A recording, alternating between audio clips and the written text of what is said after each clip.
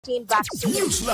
Oras sa buong Pilipinas, 8:41 ng umaga, buwabalangkas na ang Department of Health o DOH ng health protocols para sa mga negosyo na mayroong close contact sa publiko.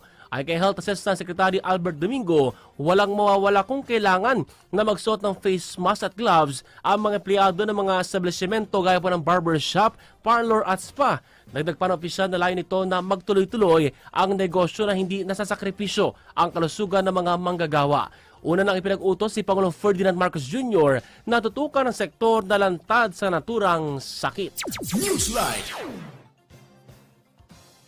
Samantala, Lightmates, nakahandang tugunan ng mga lokal na pamahalaan ng banta ng MPAC sa kanilang mga nasasakupan.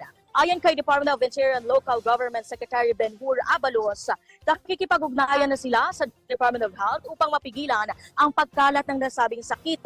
Dagdag pa ni Union of Local Authorities of the Philippines President at Quirino Governor Dax Cua na nakahanda na ang kanilang mga lokal na pagamutan dahil natuto na sila noong COVID-19 pandemic.